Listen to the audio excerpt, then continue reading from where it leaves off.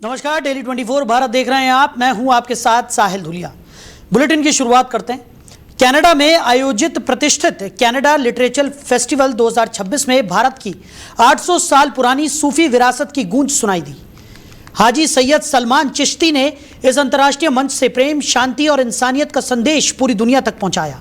13 से 18 मई तक मिसिसिगा और टोरंटो में आयोजित इस साहित्यिक और सांस्कृतिक महोत्सव में इंटरफेथ डायलॉग, सूफी कविताएं, आध्यात्मिक विचार विमर्श और सीकिंग द इनफाइनाइट पुस्तक का विशेष कनाडाई विमोचन मुख्य आकर्षण रहा।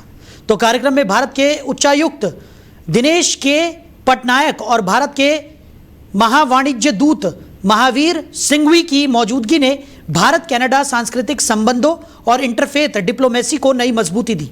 इस दौरान सीकिंग द इनफाइनाइट महाकुंभ 2025 नामक बहुधार्मिक कॉफी टेबल बुक का भी विशेष विमोचन किया गया।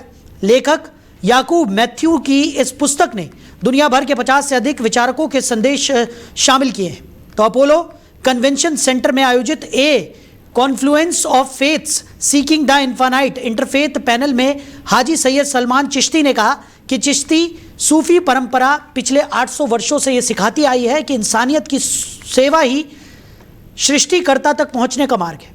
अजमेर शरीफ से लेकर कनाडा तक हमारा संदेश एक ही है, सबसे मोहब्बत, किसी से बैर नहीं। वहीं नोएल रियान थिएटर में आयोजित विशेष सूफी संध्या में सूफी कविताओं और आध्यात्मिक विचारों के जरिए दर्शकों को जीवंत चिश्ती परंपरा का अनुभव कराया गया। तो भारत के उच्चायुक्त दिनेश के पटनायक ने कहा कि ऐसे मंच भारत और कनाडा के बीच सांस्कृतिक और मानवीय रिश्तों को और मजबूत बनाते हैं। वहीं आयोजक अजय मोदी ने कहा कि यह आयोजन अब वैश्विक शांति, संवाद और सांस्कृतिक एकता का प्रतीक बन चुका है। इस ऐतिहासिक आयोजन ने एक बार फिर साबित कर दिया है कि भारत की सूफी विरासत आज भी दुनिया को भाईचारे, प्रेम और मानवता का रास्ता दिखा रही है। आगे बढ़ते हैं। अंबेडकर नगर में बढ़ती महंगाई, डीजल, पेट्रोल और घरेलू गैस सिलेंडर की लगातार बढ़ती कीमतों के विरोध में कांग्रेस पार्टी ने जोरदार प्रदर्शन किया। जिला मुख्यालय और पटेल नगर तिराहे पर बड़ी संख्या में कांग्रेस कार्यकर्ता एकत्रित हुए, जहां उन्होंने केंद्र सरकार के खिलाफ जमकर नारेबाजी करते हुए महंगाई वापस लो के नारे लगाए। प्रदर्शनकारियों ने हाथों में तख्तियां लेकर आम जनता पर बढ़ते आर्थिक बोझ के खिलाफ आवाज बुलंद की। इस दौरान कार्यकर्ताओं ने सड़क पर गैस सिलेंडर रखकर और बाइक को धक्का देकर प्रतीकात्मक विरोध प्रदर्शन किया। प्रदर्शन के दौरान कांग्रेस के राष्ट्रीय सचिव सत्यनारायण पटेल ने केंद्र सरकार पर निशाना साधते हुए कहा कि भारतीय जनता पार्टी हर मामले में फेल साबित हुई है और जनता को राहत देने में पूरी तरह नाकाम है। कांग्रेस नेताओं ने आरोप लगाया कि पेट्रोल और डीजल की कीमतों में लगातार वृद्धि के कारण माल भाड़ा महंगा हो गया है, जिससे रोजमर्रा की जरूरत की वस्तुओं के दाम आसमान छू रहे हैं। नमस्कार, आप देखिए डेली 24 भारत में हूं अमित मौर्य। पूरे प्रदेश में कांग्रेस पार्टी के कार्यकर्ताओं ने धरना प्रदर्शन कर रहे हैं। हमारे साथ बात करने के लिए मौजूद है कांग्रेस पार्टी के वरिष्ठ नेता हम सत्यनारायण पटेल जी। हम बात करेंगे किन मांगों को लेकर धरना प्रदर्शन कर रहे हैं, किन मांगों को लेकर धरना प्रदर्शन कर रहे हैं। तो क्या है, पूरा महंगाई मुद्दा है। पेट्रोल नहीं मिलना, डीजल नहीं मिलना, गैस, रसोई गैस को लेकर और मोदी जी ने कहा सोना नहीं लेना, महिलाओं को और खाद नहीं लेना, तो आखिर जनता क्या करेगी। मैंने इनकी नीति से जो सोना खरीदने की बात कही, भारतीय जनता पार्टी की देश की और प्रदेश की सरकार देश का किसान, देश का नौजवान, देश का मजदूर और देश का मध्यम श्रेणी का व्यक्ति वैसे इनकी नीति से सोना बेचने का काम कर रहा है और बेचते जा रहा है, न खरीद पाएगा। खरीद पाएंगे कोई तो मोदी जी के जो मित्र उद्योगपति है वही है, जो काम उन्होंने मना किया वो सब करेंगे, लेकिन देश के लोगों को उनकी नीति का कारण वो नहीं कर पाएंगे। और आज लोग आर्थिक स्थिति से बहुत दुखी है। सरकार से क्या मांग करेंगे आप? सरकार से मांग ये करेंगे कि कम से कम हमारी आर्थिक स्थिति सुधारो, किसानों की, मजदूरों की, बेरोजगारों की, नौजवानों की, इन सब मुद्दों, गैस के दाम कम हो और किसानों को मिनिमम सपोर्ट प्राइस मिले, इन सब मुद्दों को लेकर ये विषय पर है। अंबेडकर नगर से अमित मौर्य की रिपोर्ट। वहीं बलिया में तेंदुए की मौजूदगी से इलाके में दहशत का माहौल बना हुआ है। तेंदुए का वीडियो सोशल मीडिया पर तेजी से वायरल हो रहा है, जिससे ग्रामीणों में भय और बढ़ गया है। बताया जा रहा है कि 2 दिन पहले तेंदुए ने 2 लोगों पर हमला कर उन्हें घायल कर दिया था, जिनका इलाज अस्पताल में चल रहा है। घटना के बाद गांव के लोग पूरी तरह सहमे हुए हैं और रात भर जागकर अपने घरों की रखवाली करने को मजबूर हैं। तेंदुए को पकड़ने के लिए वन विभाग की टीम के साथ गोरखपुर से आई विशेष रेस्क्यू टीम लगातार अभियान चला रही है। वन विभाग ने तेंदुए को पकड़ने के लिए जाल लगाकर ट्रैप करने की कोशिश भी की, लेकिन अब तक तेंदुआ पकड़ में नहीं आ सका है। अधिकारियों का कहना है कि तेंदुए की तलाश जारी है और लोगों से सतर्क रहने, साथ ही अकेले बाहर न निकलने की अपील की गई है। वहीं बदायूं के दातागंज तहसील क्षेत्र स्थित नगरिया रायपुर गांव में देर रात करीब 2 बजे असलहों से लैस करीब आधा दर्जन बदमाशों ने एक पशु चालक पर धावा बोल दिया। आरोप है कि बदमाशों ने पशुपालक रमेश और उनके बेटे के साथ मारपीट करते हुए तमंचे के बल पर 2 भैंस की पड़िया लूट ली। पीड़ित रमेश के अनुसार जब उन्होंने बदमाशों का विरोध किया तो आरोपियों ने उन पर तमंचे तान दिए और शोर मचाने पर उनके 12 वर्षीय बेटे के साथ भी मारपीट की। बताया गया है कि लूटी गई दोनों पड़ियों की कीमत 1 लाख रुपए से अधिक है। बदमाश पशुओं को पिकअप वाहन में लादकर मौके से फरार हो गए। घटना के बाद इलाके में दहशत का माहौल है और ग्रामीणों ने क्षेत्र में लगातार बढ़ रही चोरी और लूट की घटनाओं पर चिंता जताई है। मामले में पीड़ित की तरफ से दी गई तहरीर के आधार पर हजरतपुर थाना पुलिस ने मुकदमा दर्ज कर जांच शुरू कर दी है। पुलिस का कहना है कि आरोपियों की तलाश की जा रही है और जल्द ही घटना का खुलासा कर दिया जाएगा। तो बदायूं में मारपीट की घटना का वीडियो सोशल मीडिया पर वायरल होने के बाद पुलिस की कार्यशैली एक बार फिर सवालों के घेरे में आ गई है।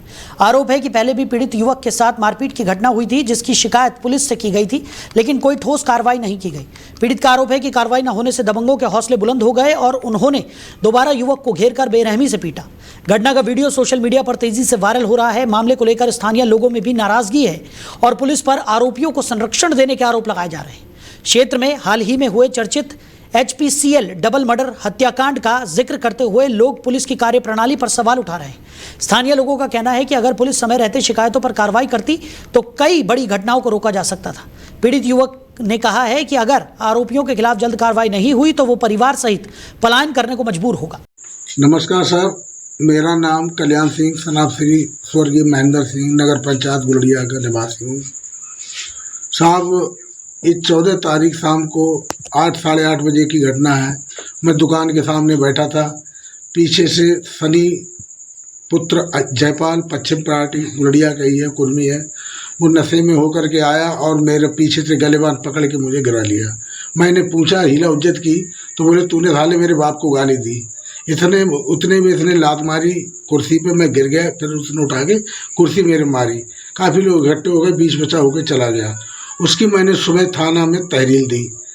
ठीक उसी अगले दिन की शाम को 3 बजे के, 3:30 बजे के करीबन, इतवार को मैं सत्संग से आया था। सामने दुकान के पास पेड़ के नीचे खड़ा हो गया। इतने में इसने करीबन 15-16 लड़के बुला लिए। सनी पुत्र जयपाल ने कुछ लड़के ताल गाँव के थे जो, और मैं इसे आगे ताल गाँव वहाँ के थे, कुछ आम गाँव के थे, लेकिन मैं इसी को जानता हूँ सनिया को। बाकी लड़के अपरिचित थे, नहीं मैं जानता नहीं। उन लड़कों ने सबने इकट्ठा करके मुझे वहाँ पर पकड़ लिया, फिर मारा भी, पीटा और खूब सबने। इतने में शोरगुल सुन करके मेरी बीवी और मेरा छोटा बच्चा साकेत पटेल दोनों आए बीच बचाव को, उनको भी इन्होंने मारा। फिर काफ़ी लोग इकट्ठे हो गए, बीच बचाव कर दिया। मैंने फिर भी 100 नंबर को फ़ोन किया। 100 नंबर आई, बाद में वो लिख करके ले गई। 2 बार मैं तहरीर दे चुका हूँ थाने में, 2 बार 100 नंबर आई है, लेकिन थाने में मेरी कोई सुनने वाला नहीं है। अतः अब जी से अनुरोध है, मेरा पूरा परिवार भयभीत है इनके आतंक से। ये बहुत ही गुंडा प्रकृति के लोग हैं। अगर मैं परेशान ज़्यादा हुआ तो मैं यहाँ से पलायन ही कर लूँगा। वहीं जालौन में राजकीय मेडिकल कॉलेज में डॉक्टरों और मेडिकल स्टाफ पर मरीज के तीमारदारों के साथ मारपीट करने का आरोप लगा है। बताया जा रहा है कि इलाज कराने पहुंचे मरीज और उसके परिजनों के साथ मामूली कहासुनी के बाद मेडिकल कॉलेज परिसर में विवाद बढ़ गया और मामला हिंसक झड़प तक पहुंच गया। घटना का वीडियो भी सामने आया है जो सोशल मीडिया पर तेजी से वायरल हो रहा है। आरोप है कि बीजेपी सदर विधायक गौरी शंकर वर्मा की तरफ से त्वरित उपचार के लिए किए गए फोन कॉल के बाद मेडिकल कॉलेज का स्टाफ भड़क गया, जिसके बाद तीमारदारों के साथ मारपीट की गई। घटना की सूचना मिलने पर पुलिस मौके पर पहुंची, लेकिन आरोप है कि पुलिस की मौजूदगी में भी तीमारदारों के साथ मारपीट होती रही। विवाद बढ़ने पर मेडिकल कॉलेज के मुख्य गेट पर ताला डाल दिया गया और देर रात तक हाई वोल्टेज ड्रामा चलता रहा। जांच के लिए पहुंची पुलिस के सामने जूनियर डॉक्टरों ने इमरजेंसी गेट पर भी ताला जड़ दिया, जिससे अस्पताल में अफरा तफरी का माहौल बन गया। मारपीट में घायल एक तीमारदार को गंभीर हालत में उपचार के लिए जिला अस्पताल उरई में भर्ती कराया गया है। अच्छा, कहाँ के रहने वाले हैं? उरई, अच्छा, क्या घटना हुई मेडिकल कॉलेज में आपके साथ? हम मेडिकल कॉलेज में अपनी बहन को लेके गए थे, मैं, पापा और मेरी बहन। उसके पैर में दिक्कत हो गई थी, वो स्लिप हो गई थी, तो हमें लगा कि शायद अंगूठे में फ्रैक्चर है। हम वहाँ गए, मैंने उन दोनों को वहाँ पे लेके गया। पापा वहाँ पे थे, पापा वहाँ पर्चा कटाने के लिए 20 मिनट तक वहाँ पे उन्होंने कोई पर्चा नहीं काटा, क्योंकि उनका सिस्टम ही नहीं चल रहा था।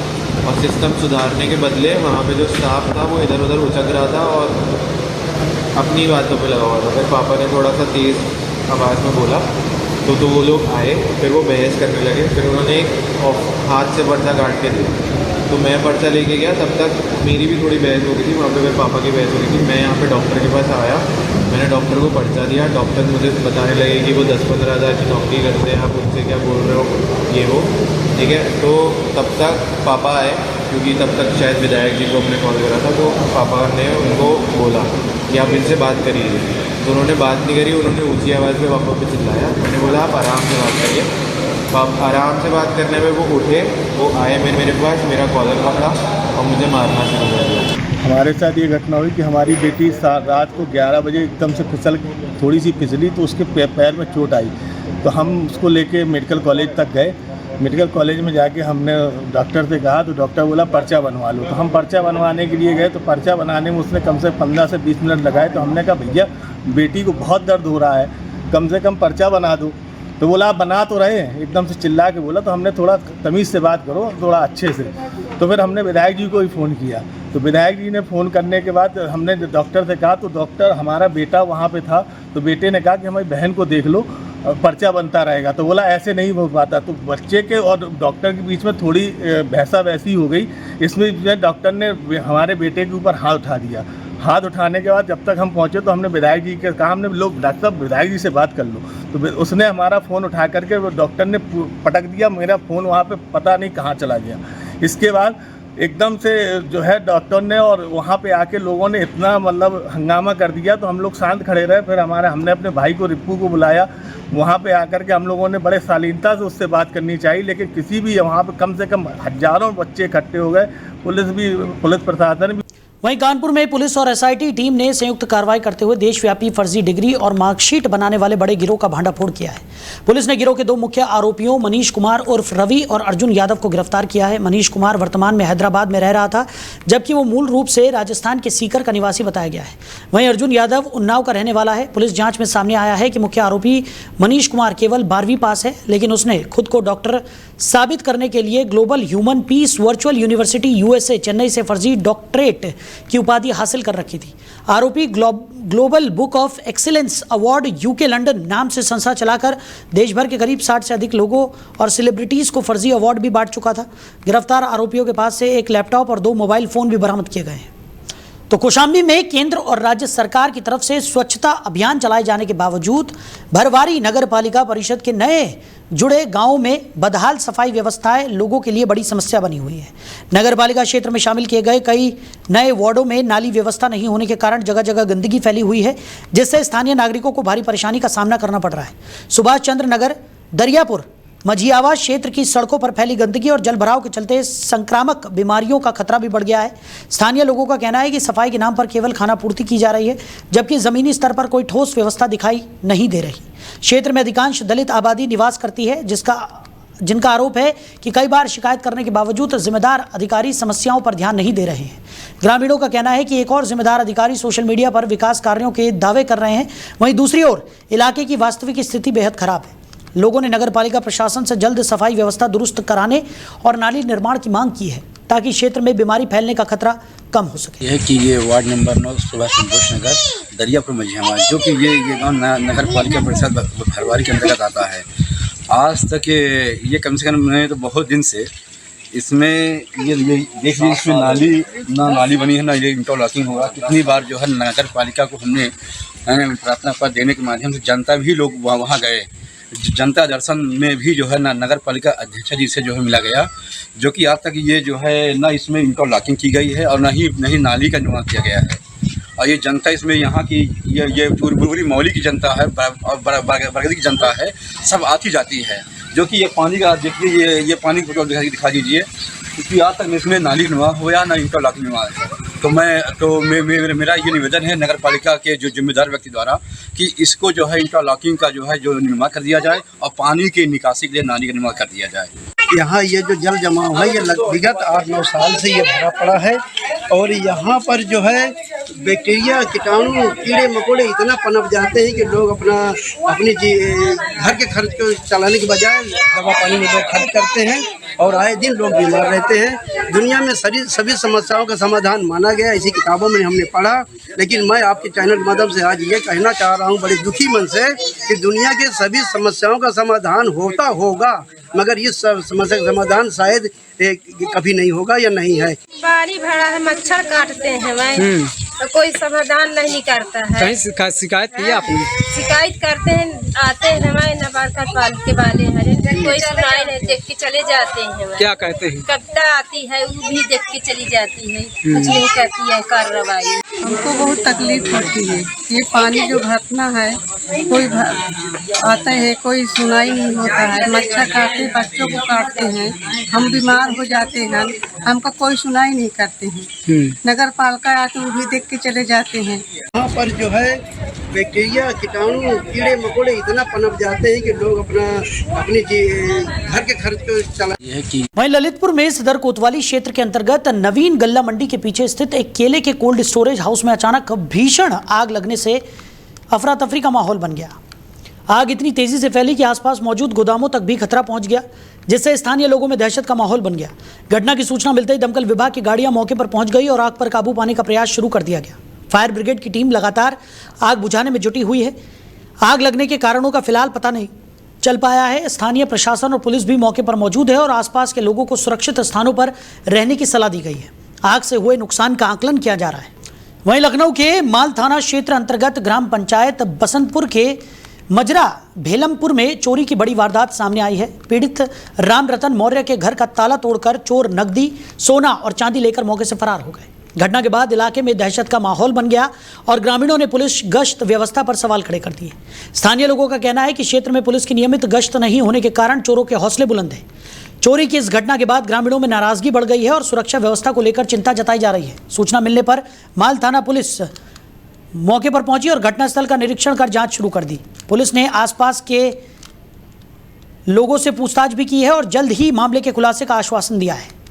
वहीं सहारनपुर के छुटमलपुर स्थित मनका महेश्वर मंदिर में वंदे मातरम मिशन के संयोजक विजयकांत चौहान ने प्रेस वार्ता कर रुद्र गौरक्षा दल के राष्ट्रीय अध्यक्ष सोना पंडित पर हुए कथित जानलेवा हमले और सोशल मीडिया पर मिल रही धमकियों को लेकर गंभीर आरोप लगाए। उन्होंने आरोप लगाया कि करीब 1 महीने पूर्व सोना पंडित को कार से टक्कर मारकर गंभीर रूप से घायल किया गया था, लेकिन अब तक ना तो इस मामले में मुकदमा दर्ज हुआ है और ना ही किसी आरोपी की गिरफ्तारी हुई है। इसके साथ ही उन्होंने दावा किया कि इंस्टाग्राम पर फर्जी आईडी बनाकर सोना पंडित को जान से मारने की धमकियां दी जा रही हैं, जिसकी शिकायत पुलिस को पहले ही दी जा चुकी है। तो विजयकांत चौहान ने प्रशासन पर लापरवाही का आरोप लगाते हुए चेतावनी दी कि अगर 1 हफ्ते के अंदर कार्रवाई नहीं की गई तो छुटमलपुर के ज्योति किरण चौक पर बड़ा आंदोलन और हिंदू महापंचायत आयोजित की जाएगी। उन्होंने सोना पंडित और उनके परिवार की सुरक्षा की भी मांग की है।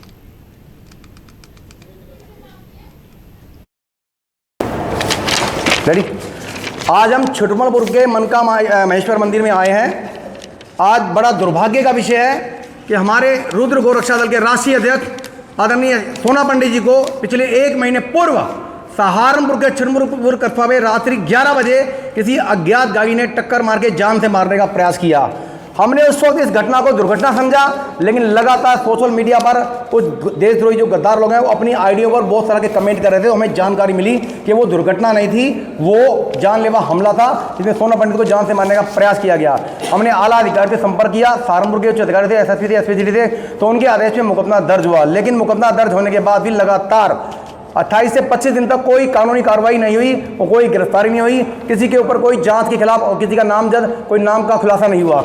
उससे उनके हौसले बुलंद, गो तस्करों के हौसले बुलंद के कारण इंस्टाग्राम आईडी पर आते 3-4 दिन पूर्व सोना पंडित को उसकी छाती में 6 की 6 गोलियां मारने का जानलेवा हमला करके धमकी देने का प्रयास किया गया। उनसे जान से मारने की पुनः धमकी दी गई। और आज इस विषय पर पूरे जनपद सहारनपुर में और पूरे डिस्ट्रिक्ट छुटमलपुर में हमारे सारे कार्यकर्ताओं में आक्रोश है, रोष है कि सोना पंडित जैसे एक बहादुर कार्यकर्ता पर जो गौ माता की रक्षा के लिए दिन रात समर्पित है, संघर्ष करता है और आधी रात को भी अपनी जान की बाजी लगा के गौ माता की रक्षा के लिए समर्पित है। अपने परिवार को छोड़ के, अपने बीवी बच्चों को छोड़ के, जो आदमी अपनी जान की हथेली भी लगा के हर समय तन मन धन से देश धर्म और रक्षा वल्लभ जिहाद धर्मांतरण गौ रक्षा में समर्पित खड़ा है, ऐसे व्यक्ति पर अगर जानलेवा हमला होता है उसे जान से मारने की धमकियां दी जाती है और उसके विरुद्ध। वहीं पीलीभीत के विकासखंड पूरनपुर में ग्राम प्रधान संगठन ने कार्यकाल विस्तार को लेकर मुख्यमंत्री को संबोधित ज्ञापन खंड विकास अधिकारी के माध्यम से सौंपा है। संगठन के जिला उपाध्यक्ष रामनिवास शर्मा, नीरज अग्निहोत्री, निर्मल सिंह और विजय कुमार सिरसा के नेतृत्व में ग्राम प्रधानों ने ये मांग उठाई। ग्राम प्रधानों का कहना है कि वो लोकतांत्रिक प्रक्रिया के तहत जनता द्वारा निर्वाचित जनप्रतिनिधि हैं और ग्राम पंचायतों के विकास और स्थानीय समस्याओं से भली भांति परिचित हैं। जिसके समाधान के लिए वो लगातार कार्यरत रहते हैं। उनका कार्यकाल 26 मई को खत्म होने जा रहा है, जबकि पंचायत चुनाव लगभग 1 वर्ष बाद होने की संभावना जताई जा रही है। प्रधानों ने आशंका जताई है कि इस बीच ग्राम पंचायतों में प्रशासक नियुक्त किए जाने से विकास कार्यों की गति और पारदर्शिता प्रभावित हो सकती है। इसलिए उन्होंने मांग की है कि जनहित और ग्रामीण विकास को ध्यान में रखते हुए वर्तमान ग्राम प्रधानों का कार्यकाल आगामी चुनावों के संपन्न होने तक बढ़ाया जाए, ताकि सरकारी योजनाओं का लाभ ग्रामीणों को सुचारू रूप से मिलता रहे और विकास कार्य बाधित न हो। वहीं मुजफ्फरनगर में पुलिस और बदमाश के बीच देर रात हुई मुठभेड़ में 15,000 रुपए का इनामी बदमाश घायल हो गया। पुलिस की जवाबी फायरिंग में गोली लगने के बाद आरोपी को गिरफ्तार कर लिया गया। जानकारी के मुताबिक बुढ़ाना कोतवाली पुलिस विज्ञाना रोड पर चेकिंग अभियान चला रही थी। इसी दौरान पुलिस को संदिग्ध बदमाश की सूचना मिली।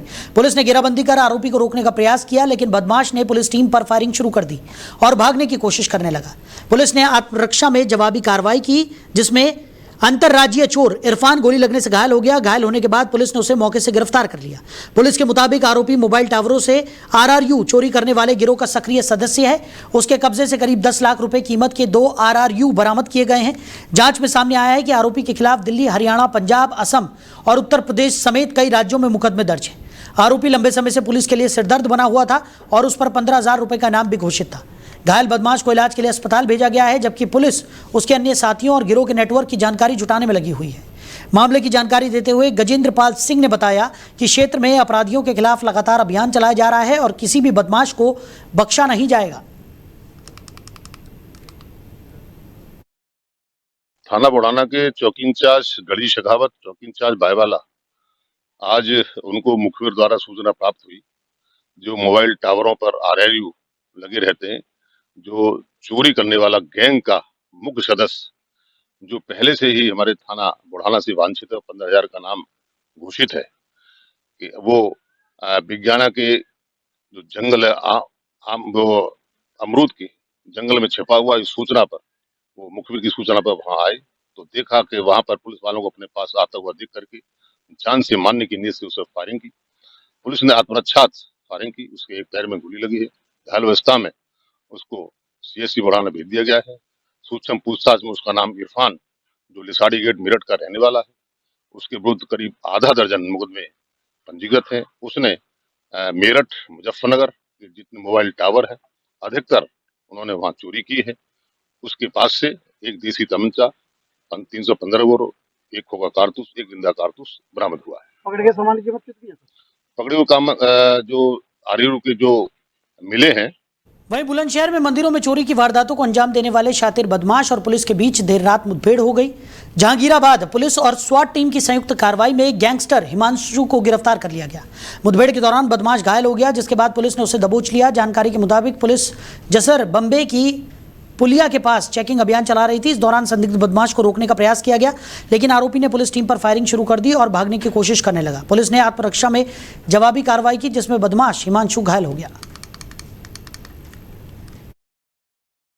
थाना क्षेत्र जहांगीराबाद में कुछ दिनों पूर्व 2 मंदिरों में चोरी हुई थी, जिसमें एक चांदी का छत्र, चांदी का मुकुट, कुछ इन्वर्टर बैटरी और कुछ पैसों की चोरी हुई थी। घटना के अनावरण के लिए स्वाट टीम प्रथम और थाना पुलिस CCTV कैमराज और टेक्निकल सर्वेलेंस की मदद से कुछ लोगों को चिन्हित कर रही थी। इसमें सफलता पाते हुए 2 लोगों को इसमें गिरफ्तार किया गया है, जिनका नाम अंकित पुत्र सतपाल सिंह और रसिक पुत्र कमल सिंह है, जो कि सलेमपुर थाना क्षेत्र के रहने वाले हैं। इनके द्वारा बताया गया कि इनके द्वारा पूर्व में कई अन्य थाना क्षेत्रों में भी, जैसे कि स्याना और आहार क्षेत्र में भी चोरी की गई है। इनके साथ एक अन्य अभियुक्त हिमांशु पुत्र प्रहलाद भी है, जिसकी गिरफ्तारी के लिए पुलिस प्रयास कर रही थी। मुखबिर खास द्वारा सूचना प्राप्त हुई थी कि आज हिमांशु पुत्र प्रहलाद को जसर बम्बे की पुलिया के पास देखा गया है। इस सूचना पर तत्काल थाना पुलिस वहां पर चेकिंग करवा रही थी और सामने से एक बाइक आ रही थी, जिसको ये संदिग्धता को देखते हुए उसे रुकने का इशारा किया गया। बाइक ना रोकते हुए व्यक्ति ने पुलिस पर फायरिंग कर दी। जवाबी कार्रवाई में आत्मरक्षार्थ पुलिस द्वारा भी फायर किया गया, जो कि उस व्यक्ति के पैर में लगा।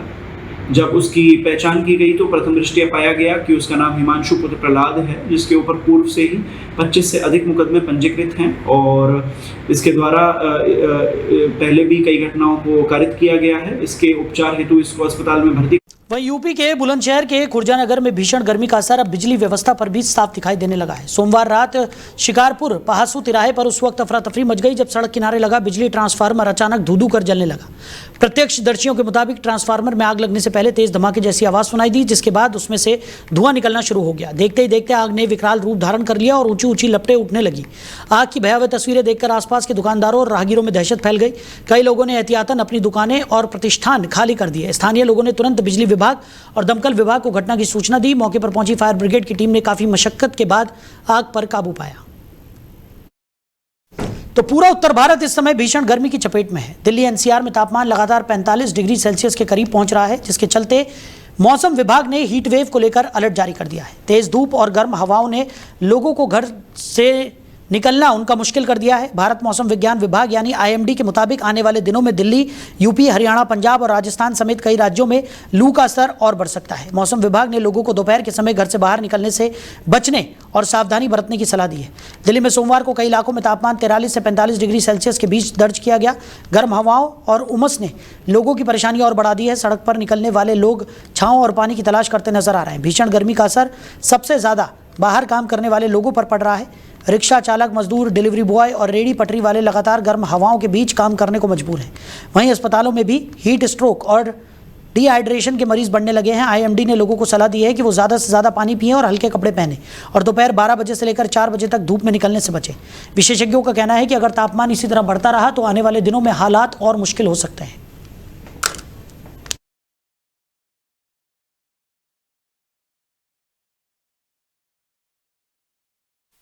तो फिलहाल इस बुलेटिन में मेरे साथ इतना ही। आप बने रहिए और देखते रहिए डेली 24 भारत। नमस्कार।